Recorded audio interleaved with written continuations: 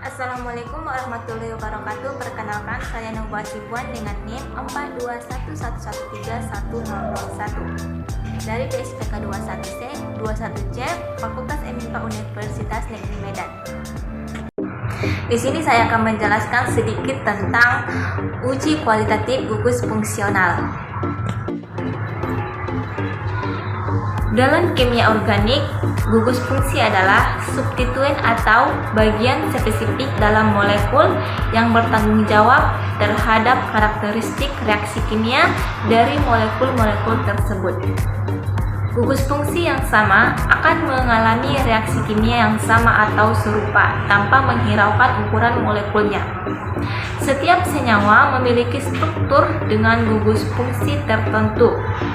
Gugus fungsi adalah kumpulan atom-atom yang berikatan yang memberikan peran pada sifat fisikokimia senyawa, seperti kreativitas kimia, keasaman, kelarutan, dan lain sebagainya. Analisis gugus fungsi merupakan salah satu cara mengidentifikasi suatu senyawa. Analisis gugus fungsi dapat dilakukan dengan dua metode. Yang pertama, metode kimia, yaitu berdasarkan reaksi antara gugus fungsi yang ada pada senyawa dengan reaksi-reaksi kimia. Yang kedua, metode psikokimia, yaitu identifikasi gugus fungsi berdasarkan sifat psikokimianya yang dapat dianalisis menggunakan metode spektrofotometri visible, spektrofotometri infraspektroskopi, massa pada Pada kesempatan kali ini kita akan mencoba melakukan beberapa reaksi kimia sederhana yang dapat digunakan untuk analisis gugus fungsi. Yang pertama, analisis gugus hidroksi pada alkohol. Senyawa alkohol memiliki gugus hidroksi pada rantai akhirnya. Salah satu cara identifikasi gugus hidroksi pada alkohol adalah uji kromat. Cara melakukan uji kromat sebagai berikut. Siapkan sampel etanol reaksi kalium dikromat asam sulfat pekat beberapa tetes yang ditambahkan dengan beberapa tetes kalium dikromat. Kemudian ditambahkan dengan beberapa tetes asam sulfat pekat. Setelah itu amati perubahan warnanya. Senyawa yang memiliki gugus hidroksi baik pada alkohol primer maupun alkohol sekunder akan memberikan warna hijau atau biru hijau. Sedangkan alkohol tersier memberikan hasil yang negatif. Yang kedua, analisis gugus hidroksi pada fenol. Beberapa senyawa organik memiliki gugus hidroksil pada sistem aromatiknya, atau biasa juga kita sebut sebagai gugus fenol.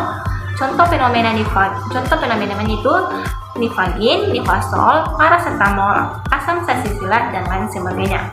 Salah satu cara identifikasi gugus hidroksi pada senyawa-senyawa tersebut adalah reaksi dengan besi 3 klorida atau PCl3. Cara melakukan reaksinya sebagai berikut. Sampel nifagin, nifasol, paracetamol, dan asam salicylate itu siapkan ke reaksi PCl3 yang dibuat segar beberapa tetes. PCl3 ditambahkan ke dalam sampel, kemudian amati perubahan warna yang terjadi.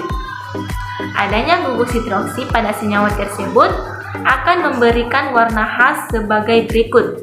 Yaitu yang pertama, fenol plus PCl3 berwarna kuning samar-samar biru, nifagin plus PCl3 berwarna kuning samar-samar ungu, nifasol plus PCl3 berwarna kuning kehijauan, paracetamol plus PCl3 berwarna biru keunguan, dan asam salicylate plus PCl3 berwarna ungu.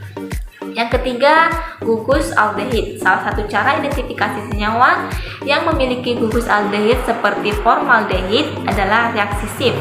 Cara melakukan reaksi SIF adalah sebagai berikut. Siapkan sampel formaldehid bereaksi SIF larutan HCl3M.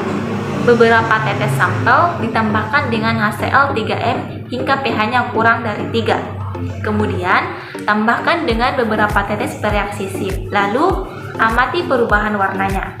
Senyawa yang memiliki gugus aldehid akan memberikan warna merah hingga ungu. Yang keempat, karboksilat. Gugus karboksilat salah satu cara identifikasi senyawa yang memiliki gugus karboksil seperti asam salisilat adalah reaksi esterifikasi. Cara melakukan reaksi esterifikasi adalah sebagai berikut. Siapkan sampel asam salisilat etanol dan asam sulfat pekat. Sampel ditambahkan dengan beberapa tetes etanol, kemudian ditambah dengan beberapa tetes asam sulfat pekat. Lalu ditutup dengan kapas dan dipanaskan di atas penangas air, maka akan terbentuk senyawa ester yang memiliki aroma yang khas.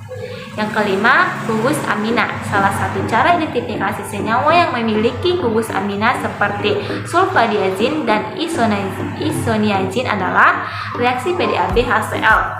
Cara melakukan reaksinya adalah sebagai berikut.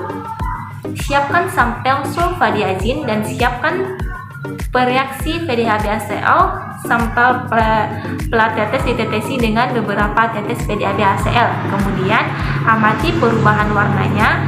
Adanya gugus amina akan menyebabkan perubahan warna dari kuning sampai oranye, tergantung jenis senyawanya. Yang keenam, gugus amina. Salah satu cara identifikasi senyawa yang memiliki gugus amina seperti parasetamol adalah uji pelepasan NH3.